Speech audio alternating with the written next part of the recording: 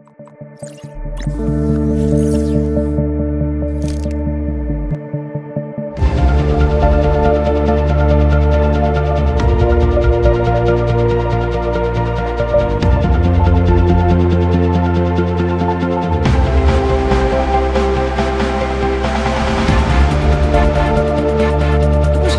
et bienvenue à tous pour cette deuxième journée de Futurapolis Santé. Et nous allons commencer par une conférence particulièrement passionnante. Faut-il avoir peur des tests génétiques salivaires ? Comme vous le savez, des millions de Français sont partis en quête de leurs origines ou du risque de développer telle ou telle maladie. Mais les résultats qui sont liés aux kits disponibles sur Internet ne sont pas toujours à la hauteur des espérances et en plus, ils représentent certains dangers. Ce sont ces enjeux dont nous allons débattre donc avec Marjorie Willems, donc qui est généticienne, donc qui est responsable du service de génétique clinique et coordinatrice du centre de référence des maladies osseuses constitutionnelles au CHU de Montpellier. Bonjour, on vous applaudit. Et nous avons le plaisir également d'accueillir en visio Valérie Despades, qui est spécialiste donc de bioéthique, maître de conférence en droit privé à l'université de droit Sorbonne Panthéon-Nord, et à Sciences Po Paris. Bonjour madame. Et les échanges vont être animés par Nicolas Bastuc, rédacteur en chef au Point. Bonjour Nicolas. Bonjour. Bonjour à tous et merci. On l'applaudit également, Nicolas, absolument. D'être là ce matin. On va un petit peu chauffer la salle, effectivement, avec un débat passionnant, un débat médical, un débat juridique et un débat de société avec un médecin et une juriste que nous saluons. Bonjour Valérie. Et rebonjour. J'aurais aimé être avec vous. Mais vous êtes avec nous, Valérie, de manière un petit peu virtuelle, mais vous êtes là et on vous en remercie. Un peu de salive prélevée en frottant comme ça à l'intérieur de sa joue, et puis on glisse ça dans une enveloppe, on expédie ce petit kit aux États-Unis ou en Israël, où des sociétés commerciales analysent les génomes à la chaîne. On n'oublie pas de faire un petit chèque quand même, 100 €. Et voilà, le tour est joué. En quelques années, 2 millions de Français, peut-être êtes-vous dans ce cas dans la salle, 2 millions de Français ont eu recours à ces kits génétiques qui sont interdits en France. On le verra dans un instant avec Valérie, notre juriste. On parle de tests récréatifs. Alors d'abord, je voulais vous poser cette question à vous deux. C'est bizarre cette expression. Pourquoi dit-on test génétique récréatif ? Donc effectivement, ce terme, alors moi je lui préfère le terme de test dit récréatif, parce qu'on va en parler par la suite. Le côté ludique qui est proposé par ces tests est parfois un petit peu dangereux et risqué. Donc en fait, on parle de ce terme parce qu'il s'oppose aux tests classiques qui sont effectués habituellement au cours d'une consultation médicale, pas nécessairement une consultation de génétique, mais en tout cas qui sont proposés, organisés dans le cadre du soin des patients et qui sont adressés à des laboratoires agrémentés, ce qui n'est pas le cas des laboratoires auxquels on adresse ces tests. Donc c'est un petit peu l'opposition. Ce ne sont même pas des laboratoires, ce sont des sociétés en fait. On peut parler de laboratoires d'ailleurs. Oui, c'est des sociétés organisées autour de laboratoires dont les finalités ne sont pas du tout les mêmes que nos laboratoires qui sont là pour effectivement proposer du soin dans un cadre extrêmement réglementé et rigoureux. Alors Valérie, débat test récréatif, est-ce que cette formule vous convient ? Récréatif, la récréation peut mal finir. Hein. C'est ce qu'on va voir ensuite. Je pense qu'on les appelle tests récréatifs en opposition aux finalités autorisées des tests en France qui sont médicales ou scientifiques. Je pense que récréatif veut dire ni médical ni scientifique. Voilà. Alors, qu'est-ce que ça nous dit de notre société, cet engouement pour ces tests dits récréatifs? Quelles sont les motivations des acheteurs? Est-ce que c'est la folie de la généalogie? C'est vrai qu'il y a beaucoup d'intérêt pour cette discipline. Est-ce que c'est rechercher ses origines, vérifier une filiation? Est-ce que ce sont les hypocondriaques qui ont recours à ces tests pour s'assurer qu'ils ne sont pas malades? Quelles sont les motivations des acheteurs? Donc, on les connaît. Ouais. Oui, on les connaît. Donc c'est vrai que pour la plupart, pour la plupart des personnes qui font ces tests, le côté ludique, c'est retrouver ses origines, se découvrir des origines incroyables. C'est vrai que vous espérez avoir un ancêtre papou, par exemple. Ça, c'est la première finalité. La seconde, ça va être retrouver des apparentés. Donc, c'est vrai que ça, on pourra en parler par la suite. Il y a certaines personnes qui sont en grande souffrance vis-à-vis de ça, qui connaissent pas leurs parents biologiques. On pense aux enfants qui sont nés sous X ou aux enfants qui sont nés d'un don, par exemple. Don de gamètes, hein. Des dons de gamètes. Alors, également, vous parliez d'hypocondriaque. On a beaucoup de personnes maintenant qui essayent d'être acteurs dans leur santé, qui s'intéressent à leur risque de développer certaines maladies, et donc qui vont mettre beaucoup d'espoir là-dedans, et on en parlera effectivement. C'est là où il y a un risque qui est très important. Et puis il y a le côté récréatif également, puisque certains de ces tests proposent de déterminer certaines de vos caractéristiques. Il y a des choses aussi farfelues que la texture de votre cérumen, ou bien est-ce que vous avez une appétence pour la coriandre, ou est-ce que lorsque vous mangez des asperges, vous sentez l'odeur dans vos urines. Donc tout ça, c'est proposé par certains tests, et donc c'est qui mettent l'accent sur le caractère un petit peu récréatif. Oui, donc il y a différentes formules de tests avec des réponses différentes. Valérie, est-ce que nous avons des études qui nous indiquent les motivations des acheteurs? Je rappelle ce chiffre, 2 millions d'acheteurs français. Hein. Oui, on n'a pas d'études puisque c'est interdit, mais on le sait, c'est effectivement de retracer le passé génétique de ses ancêtres, de soi-même et des personnes qui ont précédé. Après, alors ça c'est le côté vraiment purement récréatif. Tiens, je vais voir effectivement, comme disait Marjolaine, si j'ai des ancêtres papous. Ensuite, il y a le côté médical, puisque certaines sociétés, et c'est là, on en reparlera, où ça devient vraiment dangereux, parce que outre la fiabilité, la personne se retrouve face à ces tests qu'elle va interpréter elle-même alors que c'est un métier. Et puis, comme le disait Marjolaine, moi, la CAPAD, on sait que cette technique a été employée par des personnes soit des sous X, puisqu'on sait qu'en France, on ne peut pas forcer une femme à révéler qu'elle a accouché et à laisser son identité ou des informations, en tout cas à l'enfant, qu'elle n'éduquera pas, et les personnes effectivement conçues par don de gamètes. On sait qu'il y a eu, avant la loi de 2021, la loi relative à la bioéthique, le débat était très vif sur la possibilité d'accéder à ses origines génétiques. Aujourd'hui, les enfants conçus par don de gamètes pourront connaître leurs origines, mais ce n'est pas le cas pour toutes les personnes nées avant 2021. Alors, on a créé un organisme, la CAPAD, qu'elles peuvent saisir.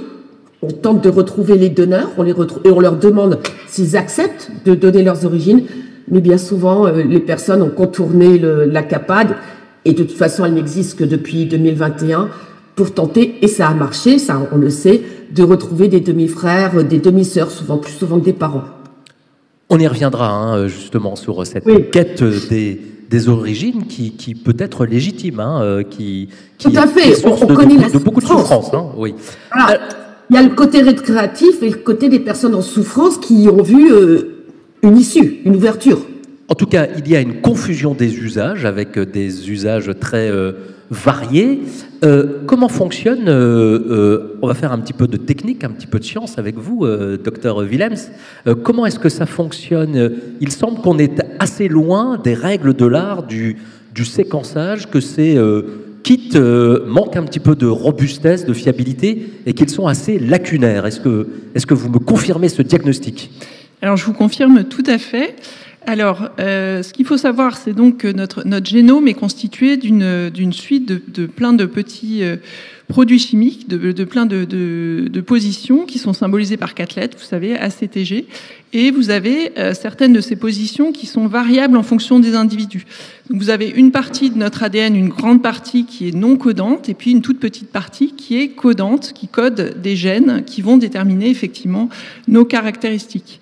Et donc, pour les tests de généalogie ou des tests pour déterminer quelles sont vos apparentés, on s'intéresse aux régions qui sont non codantes et on va étudier certaines positions et on va comparer un petit peu ces positions avec soit une population de référence, soit avec un autre individu.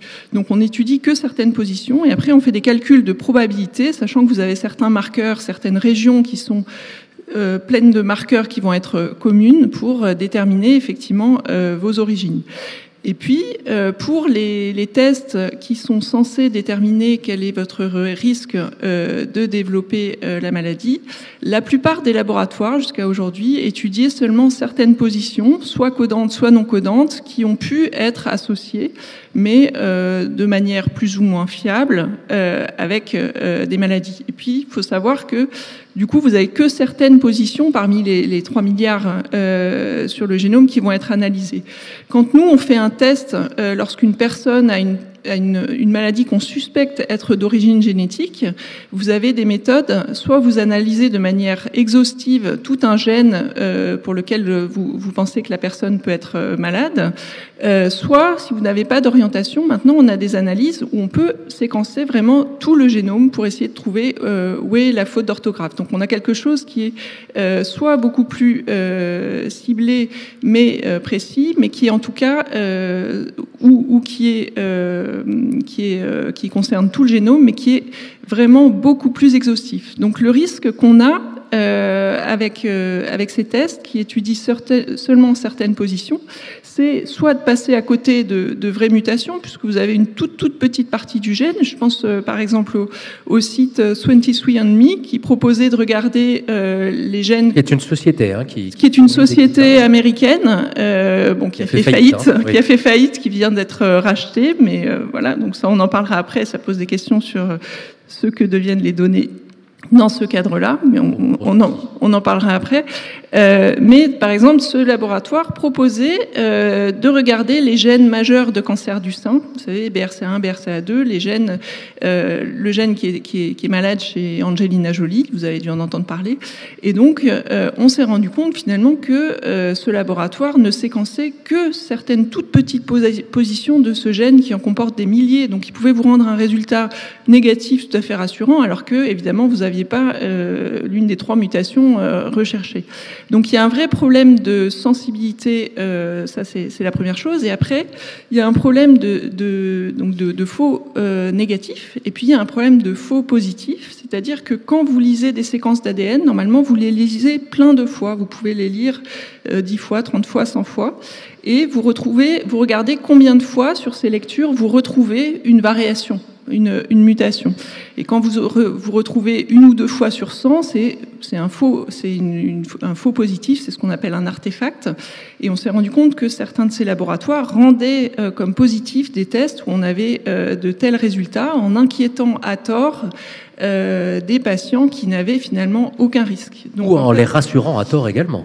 Ce que je disais en premier, effectivement, on a soit un problème de sensibilité où on va vous dire que votre test est négatif alors qu'il est vraiment très incomplet, soit au contraire que votre test est positif alors que vous n'avez pas de risque particulier de développer quelque chose. Donc c'est vrai que c'est des choses inquiétantes qui ont amené certains patients avec des tests dits positifs à nous reconsulter, à revenir nous voir affolés en consultation de génétique, pour qui on a pu proposer des tests de référence et finalement les rassurer, mais au bout d'un chemin vraiment qui a pu les inquiéter plusieurs mois. Donc c'est quelque chose qui peut être vraiment tout à fait délétère. Donc une certaine opacité dans les techniques employées, qui sont par ailleurs lacunaires, c'est-à-dire qui n'obéissent pas au protocole des tests médicaux. Mais je me fais un tout petit peu l'avocat du diable. On sait que c'est très compliqué aujourd'hui d'avoir une consultation médicale. Je ne sais pas quelles sont les modalités pour obtenir un test médical. Est-ce que cette offre-là, même si elle est encore une fois très peu satisfaisante, ne vient pas combler aussi la difficulté d'avoir un rendez-vous, d'obtenir une consultation, la nécessité d'une ordonnance, peut-être d'une prescription médicale? C'est beaucoup plus simple d'envoyer un petit chèque et de cliquer sur Internet que de venir vous voir. Parce que je ne sais pas, il faut combien de temps pour avoir un rendez-vous avec vous au CHU de Montpellier? Alors ça dépend vraiment des indications, mais on a beaucoup de chance au CHU de Montpellier. On a maintenant une équipe qui est suffisante. Donc si vous avez un cas d'urgence, alors ce qu'on appelle une urgence, c'est par exemple vous avez une femme enceinte où on découvre qu'il y a une anomalie chez son fœtus, on voit qu'il y a une malformation, vous pouvez avoir un rendez-vous dès le lendemain en consultation de génétique. Après, si vous avez un problème, une malformation, un enfant qui se développe pas bien, on a des délais actuellement qui sont de moins de 3 mois pour obtenir une consultation de génétique. Et il faut savoir que soit vous pouvez être adressé par un médecin, ce qui est le cas le plus fréquent. Vous allez avoir par exemple un pédiatre qui constate un problème de développement chez un enfant, qui nous l'adresse, ou bien un cancérologue qui découvre qui voit un patient pour un cancer particulier pour lequel on peut suspecter une origine génétique, qui va nous l'adresser en consultation. Mais vous avez aussi des personnes qui nous sollicitent d'emblée en se disant tiens, ça arrive de plus en plus, j'ai certains symptômes, je me pose la question d'une origine génétique, et ils peuvent nous contacter directement et avoir un rendez-vous dans des délais qui sont relativement raisonnables finalement. Donc après, c'est vrai que la différence avec ces tests, si vous n'avez aucun symptôme, aucun antécédent dans votre famille qui motive d'aller rechercher d'aller effectuer une analyse génétique, mais en consultation génétique, on ne va pas vous faire de test. On ne va pas aller regarder au hasard, est-ce que par hasard, vous auriez des risques de développer telle ou telle maladie. Effectivement, il faut un motif de consultation. Alors, on va faire un petit peu de droit, ça n'est pas pour me déplaire. Je me tourne juste vers Hélène, on m'avait dit qu'il y avait un petit chronomètre et il ne fonctionne pas. Donc, n'hésitez pas à me faire un petit signe quand le moment des questions avec la salle est venu. Alors, Valérie Despades, donc maître de conférence en droit privé à Sorbonne Paris-Nord et à Sciences Po. Un petit mot sur le cadre juridique. Disons-le tout de suite, ces tests sont illégaux. On va y venir dans un instant. Le simple fait de recourir à ces tests est aussi une infraction, mais un petit mot sur le cadre juridique des cas où, effectivement, l'identification d'une personne par ses empreintes génétiques est licite, c'est-à-dire autorisée. Je crois qu'on trouve ça à l'article 16-1 du Code civil. Exactement. Rappelez-nous les cas où on peut faire des tests. Voilà. Donc, effectivement, le régime juridique en France est circonscrit, très précis. Il est marqué par différents facteurs. La protection de la personne, le respect de son consentement, une limitation stricte, on va en parler, des finalités, une protection renforcée des données et aussi l'interdiction de toute discrimination qui serait fondée sur les caractéristiques génétiques, par exemple, en matière d'emploi ou d'assurance. Alors, les finalités, c'est l'article 16-11 qui prévoit toute une série de finalités pour l'identification par ces empreintes. Tout d'abord, des fins médicales ou de recherche scientifique. Également pour établir l'identité de personnes décédées. Ensuite, dans le cadre de mesures d'enquête ou d'instruction lors d'une procédure judiciaire, et par exemple en droit civil, cette identification peut être recherchée pour établir ou pour contester une filiation, mais uniquement en exécution d'une mesure d'instruction ordonnée par le juge. Donc toujours sous le contrôle du juge, hein, c'est ça qui est important. Gardien également, des libertés individuelles. Voilà, il y a quand même d'autres fins qu'on utilise beaucoup moins, mais dans le cadre d'opérations militaires hors du territoire français pour établir l'identité de personnes décédées, de militaires ou d'otages, et puis aussi depuis une loi de mai 2023 à des fins de lutte contre le dopage, mais là encore dans des conditions très précises énoncées par le Code du sport. Voilà, ça c'est le cadre français. Dans ce cas-là, et donc si on sort de ces critères, pardon Hélène, Valérie, si on sort de ces critères, on est dans l'illicéité, c'est-à-dire l'illégalité. Hein. Oui, tout à fait. Sachant qu'en France, peut-être Marjolaine en va parler, mais ces tests ne sont faits que sur prescription médicale, décision du juge, ordre du juge, et dans des laboratoires de biologie tout à fait agréés. Voilà, avec un consentement de la personne qui doit être donné expressément, par écrit. Enfin, on est très très précautionneux en matière de consentement. Et même pour une recherche de paternité, on ne peut pas contraindre la personne à se soumettre à ce test. Donc vous disiez que le juge en tire les conclusions. Voilà. Oui. On n'a pas le droit d'attenter contre sa volonté à l'intégrité physique d'une personne. Et ce test salivaire, qui n'est absolument pas invasif, malgré tout, est une atteinte au corps de la personne. Donc, si elle ne veut pas, elle ne veut pas. Maintenant, il faut savoir qu'en matière civile, si par exemple un homme refuse un test de paternité, on ne lui fera pas le test, mais le juge va en tirer les conséquences. En général, bon, voilà. Alors, en matière pénale, en revanche, là, il peut y avoir une contrainte. Oui, là, en matière pénale, c'est quand même un peu plus... On ne peut pas, même en matière pénale, forcer une personne, forcer le consentement d'une personne. Voilà ce que j'ai trouvé sur le Je ne sais pas ce qui se passe à l'Express Atlantique. On ne peut pas, même en matière pénale, forcer le consentement de personne, sauf pour certains crimes. Les crimes les plus graves, lorsqu'une personne est condamnée à au moins 10 ans de prison et pour les crimes. Alors mais là, attendez, j'ai oublié de vous dire, oui. On ne peut pas la forcer, mais on peut la sanctionner si elle refuse quand même. Oui, c'est un petit peu le paradoxe de cette... Elle choisit. Alors là, on parle bien de la pratique des tests. Il y a maintenant le fait de recourir à ces tests, de les solliciter, de les acheter, pour dire les choses plus simplement. Et là aussi, on est dans l'illégalité. C'est interdit et c'est en théorie seulement, on va le voir, puni par la loi. Ouais. On n'a pas le droit d'acheter un kit et de faire un test à soi-même. On a un texte précis, enfin je peux vous le donner, mais c'est 226-28-1 du Code pénal. En achetant ces tests, on s'expose à une amende de 3 750 €. Voilà. À ma connaissance, qui n'a jamais été... C'est une interdiction, disons, virtuelle. Elle n'est pas respectée, ce qui conduit d'ailleurs certains spécialistes à la remettre en question. Maintenant, lorsqu'une personne morale, c'est-à-dire une société, est responsable aussi de ces faits, là, la peine va être multipliée par 5. L'amende sera multipliée par 5, parce que c'est une personne morale. Alors là, je vais me faire encore un petit peu l'avocat du diable. Il y avait eu un débat au moment de cette interdiction qui est inscrite dans la loi du 7 juillet 2011 relative à la bioéthique. Certaines sommités, je pense au professeur Delfrécy, étaient opposés à cette prohibition.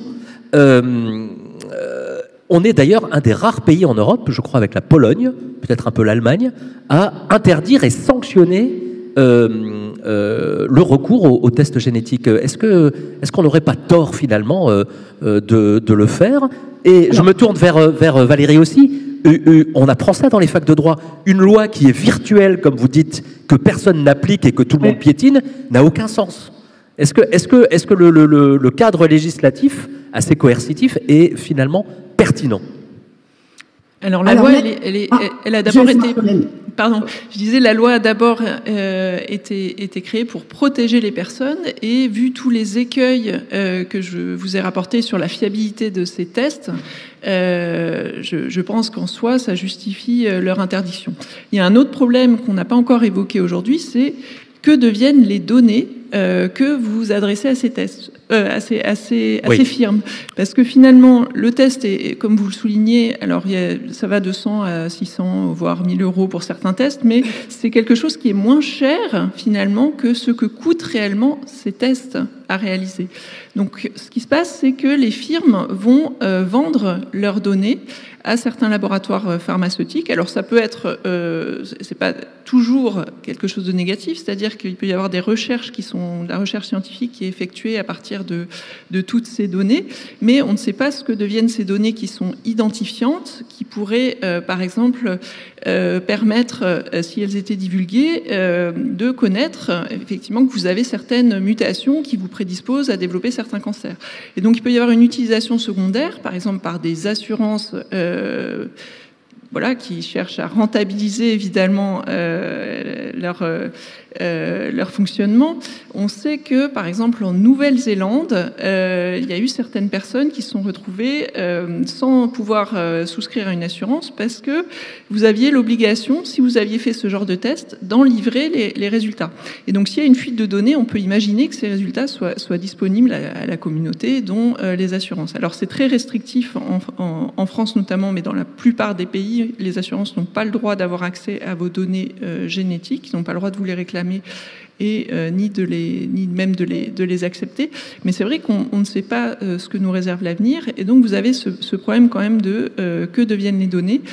Donc c'est les deux aspects qui, à mon sens, à la fois qui sont vraiment là pour protéger les personnes, qui justifient l'interdiction de ces tests en France. Et on sait que le véritable pétrole aujourd'hui, effectivement, ce sont les données. Et quand on achète un test, non seulement on fait un chèque de 100 € ou parfois plus, mais on donne aussi ces données qui ont de la valeur. Alors, pour en revenir à la loi, Valérie Despas, maître de conférence en droit privé, vous dites il y a la loi, il y a l'interdit, mais surtout il y a l'éducation, la prévention, et c'est peut-être là-dessus qu'il faut agir, et vous tirez la sonnette d'alarme, attention, danger. Effectivement, Marjolaine Willems vient déjà de l'évoquer.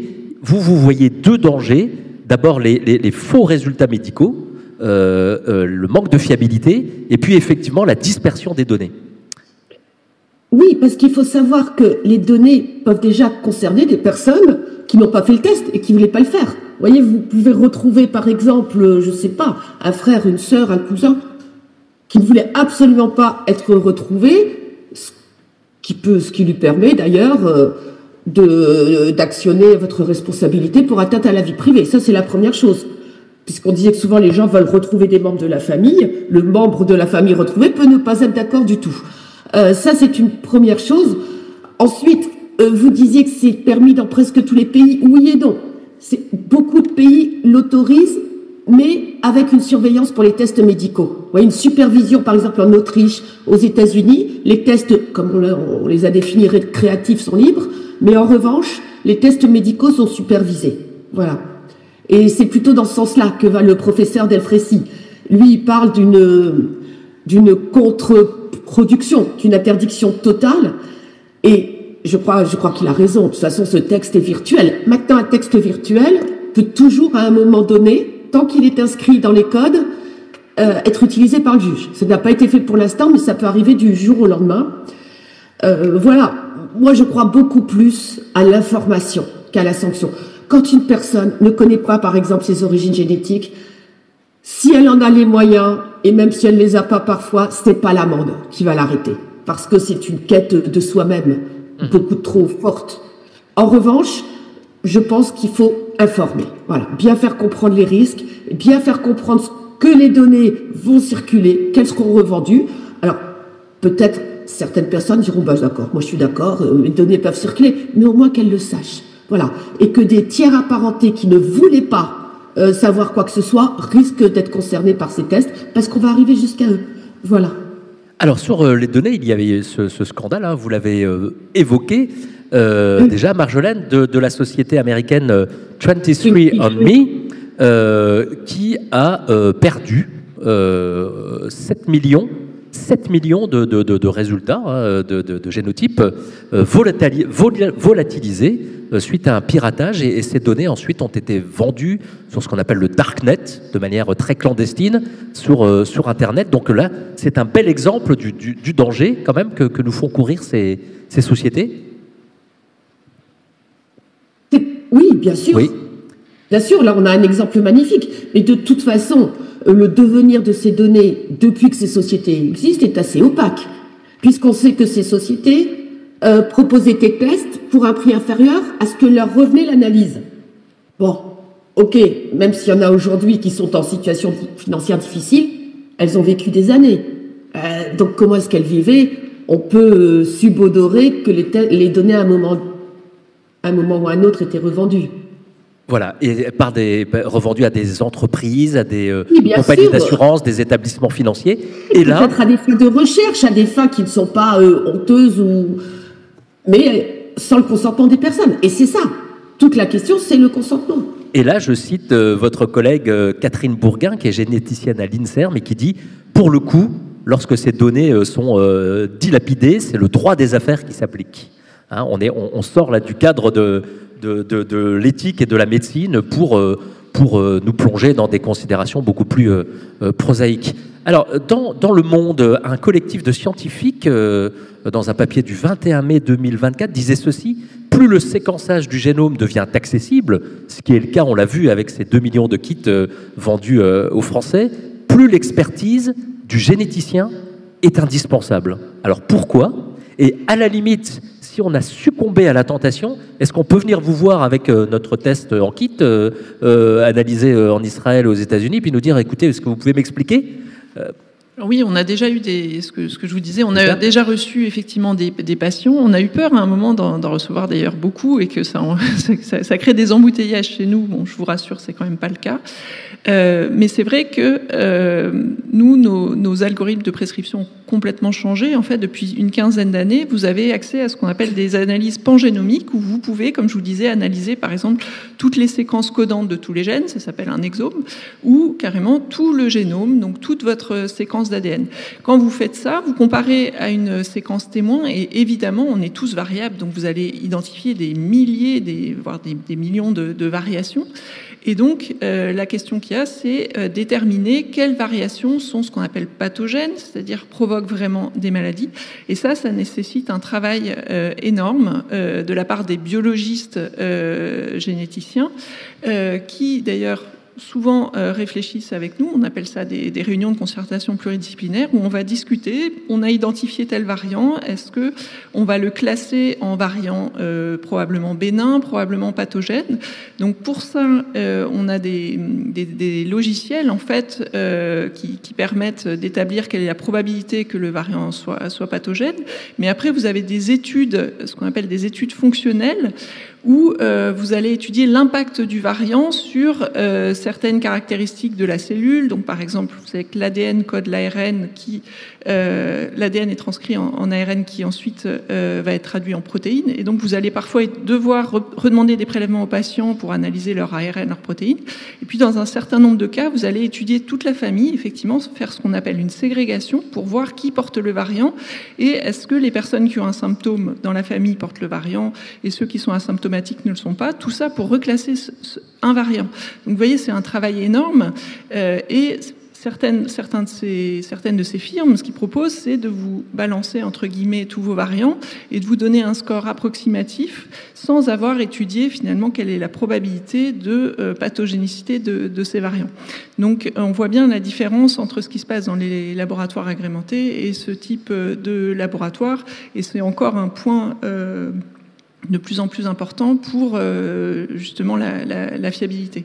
Donc une médiation médicale est absolument nécessaire, surtout pour les tests qui visent à détecter des maladies ou des risques médicaux. Hein, ça c'est, je pense que Valérie sera tout à fait d'accord. C'est même le fond de son discours.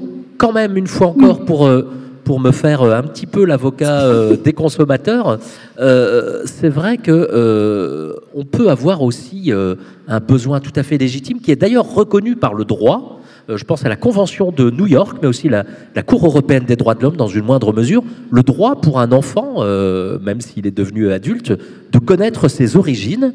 Alors, les choses ont évolué, vous nous en parliez il y a un instant, s'agissant des enfants nés d'une procréation médicalement assistée. On peut aujourd'hui connaître l'identité du donneur, hein, c'est prévu par la loi de 2021. Enfin, je résume. Oui, pour les personnes conçues à partir de l'application de cette loi. Oui, qui n'est pas rétroactive. Les personnes sont des bébés aujourd'hui. Voilà. Donc, celles qui se posent des questions ont été conçues sous le régime antérieur. Alors, le Point a fait plein de papiers là-dessus pour les personnes qui sont nées d'un accouchement sous X. Là, on se heurte à un mur. La loi ne prévoit rien. Impossibilité absolue de connaître. Pas rien. Bon, pas grand-chose. En tout cas, si la mère n'a pas souhaité laisser quelque chose, en fait, aux services sociaux, si elle n'a pas laissé, si elle est partie sans laisser d'adresse, on ne peut rien faire. Et là, on peut peut-être comprendre quand même les gens parce que si je viens vous voir, je suis né d'un accouchement sous X, vous n'allez rien pouvoir faire pour moi. Je n'aurai pas le droit à un test. Donc, on peut peut-être comprendre les gens. Ça n'est pas une incitation, hein, mais qui du coup s'en remettent à ces méthodes aussi peu fiables soient-elles. Bien sûr, on les comprend. Et la démocratisation de ces tests, évidemment, a permis des retrouvailles, entre guillemets, si ce n'est que parfois les retrouvailles peuvent mal se passer, avec des actions en responsabilité. Mais c'est vrai, en France, on a une loi incitative, c'est-à-dire lorsqu'une femme décide d'accoucher de façon anonyme, on va l'inciter à donner un maximum de renseignements, voire son identité, pour que l'enfant, une fois majeur, puisse la retrouver. Si elle ne le veut pas, on lui reconnaît le droit d'accoucher sous X. Il faut rappeler que ce sont des situations de grande détresse. Voilà. Maintenant, la Convention européenne et la Cour européenne reconnaissent l'origine génétique comme une partie d'identité.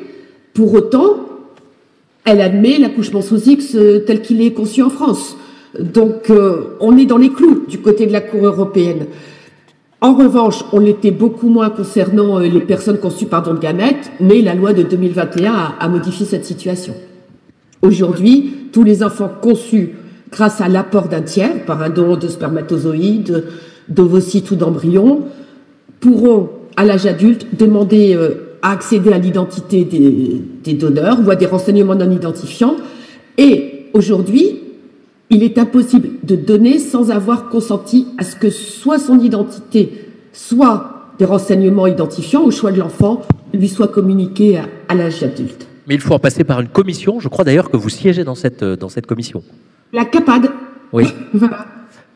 Vous vouliez ajouter un mot et puis ensuite je crois qu'on prendra deux questions de la salle.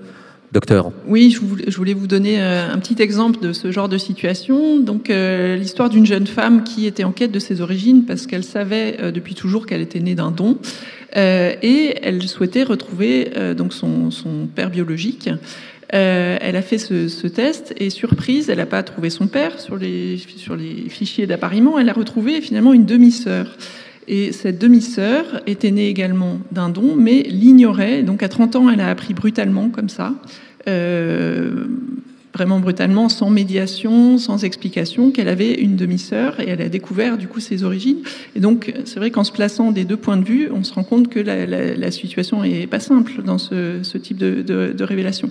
Vous avez aussi effectivement des personnes qui ont fait un don, mais qui voulaient absolument pas que leur identité soit retrouvée, qui vont être retrouvés par un cousin, par un père qui a fait un test. Donc c'est vrai que ça crée des situations inédites et très complexes à gérer sur le plan psychologique. Oui, si je peux me permettre, des situations d'atteinte à la vie privée qui peuvent engendrer des actions en responsabilité. Puis en deçà du droit, ce sont des souffrances supplémentaires, mais surtout, ces tests peuvent, ce que je disais, mener à des personnes qui n'ont pas voulu les réaliser.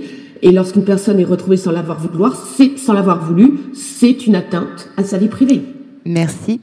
Nicolas, effectivement, et je propose que l'on prenne peut-être une ou deux questions. Il y en a une au second rang, s'il vous plaît, au deuxième rang, et sachant qu'après, vous pourrez continuer à échanger avec Marjorie Willems au premier étage. On vous écoute. Deuxième rang. Oui, bonjour. On vous écoute. Ça marche. Oui. Bonjour, merci déjà de nous permettre d'assister à ça. J'aurais une question pour ma fille qui est en 6e. Est-ce que vous pourriez vulgariser les notions de géome et d'ADN ? Et une autre petite question, si je peux me permettre. Dans une situation où, dans un cadre familial, il y a des cancers, il y a eu une recherche ADN qui s'est révélée négative. Mais la science avance, les recherches aussi. Donc un négatif d'une année, est-ce que 10 ans plus tard, ça peut devenir un positif? Voilà, je vous remercie. Alors, la génétique expliquée aux enfants en 2 minutes. En 30 secondes. Alors, oui. En 30 secondes, donc il faut savoir que nous, en fait, pour être constitués comme on est, pour avoir, par exemple, les yeux bleus, vert, marron, les cheveux raides ou frisés, on a un petit programme à l'intérieur de notre corps et c'est ça qu'on appelle les gènes. Et en fait, les gènes, ce que je disais, c'est constitué d'une suite de petits produits chimiques qui forment un code. On a 4 qui sont symbolisés par 4 lettres différentes, qu'on appelle ACTG, qui sont à la suite, comme ça, on a ACTA, GT, TT, CT. Et c'est comme si tu avais des mots de 3 lettres qui sont formés d'un alphabet de seulement 4 lettres, qui sont à la suite. Et tous ces mots, à la suite, on va considérer qu'un gène, c'est comme un chapitre d'un livre qui explique effectivement comment doit être la forme de ton nez, ou est-ce que tu as la peau claire ou la peau foncée. Et donc nous, notre travail, c'est quand on a un petit problème, par exemple, on a le cœur qui s'est mal formé, ou on voit un enfant qui arrive pas du tout à apprendre à marcher ou à parler à un âge normal, on va aller rechercher dans son programme, est-ce qu'il y a une petite erreur quelque part, est-ce qu'il y a une faute d'orthographe, et on va essayer de la débusquer pour comprendre pourquoi il a ce souci-là. Et on les trouve où, les gènes? Alors on les trouve, mais pas toujours. On les trouve de plus en plus depuis qu'on peut analyser. Alors il y a 15 ans, en fait, c'était vraiment très compliqué parce qu'il y a 20 000 petits programmes comme ça, 20 000 gènes. Il fallait que tu aies l'idée du gène à chercher pour essayer d'identifier la petite erreur. Aujourd'hui, maintenant, on peut lire toute la bibliothèque d'un coup. Et donc, on y arrive beaucoup plus, mais ça reste très compliqué quand on trouve une faute d'orthographe, de savoir est-ce que c'est une faute d'orthographe grave, est-ce que tu as écrit « il fait beau » à la place d'il fait vaut, par exemple, ou l'inverse, ou est-ce que c'est une faute d'orthographe qui change rien, on a oublié un petit « e » et c'est pas si grave que ça. Et puis, on connaît pas encore très bien tous les chapitres des livres. Il y a certains gènes, on sait pas très bien comment ils fonctionnent. Donc c'est vrai, vous avez tout à fait raison, madame. Un test négatif qui est fait dans un service, par exemple, de génétique, ça signifie pas qu'il n'y a pas d'origine génétique. Ça veut dire qu'aujourd'hui, on a mis, avec les connaissances actuelles, tout en œuvre pour essayer de l'identifier avec cette limite-là. Et donc, vous avez tout à fait raison, il faut actualiser en fait les choses. Il ne faut pas hésiter à ressolliciter une consultation génétique quelques années après. Nous, de notre côté, c'est vrai que quand on voit des patients qu'on a un résultat négatif, on essaye également, quand on a accès à des nouvelles techniques plus performantes, de les recontacter pour leur proposer ça. Merci. Alors, il nous reste moins d'1 minute. On va prendre la question. Allez-y. Oui, merci. Est-ce que vous faites une distinction entre les variantes dont vous venez de parler et les modifications épigénétiques? Oui, tout à fait. Les variants dont j'ai parlé, ce sont des variants génétiques sur les gènes. Les variants épigénétiques, finalement, vous n'avez pas de modification de la séquence d'ADN. Vous pouvez avoir une modification de l'expression des gènes par des petits marqueurs, en fait, qui vont activer ou au contraire réprimer les gènes. C'est ça qu'on appelle l'épigénétique. Vous n'avez pas de modification, justement, des gènes quand vous avez une variation épigénétique. Et j'en profite pour faire un petit peu de pub. Il y aura un débat sur l'épigénétique. Absolument, cet après-midi, à ne pas manquer. Merci beaucoup. Merci pour ce rappel, Nicolas. Les échanges peuvent se poursuivre avec vous, donc, docteur, au premier étage. Je propose que l'on vous applaudisse parce que c'était passionnant. Merci beaucoup.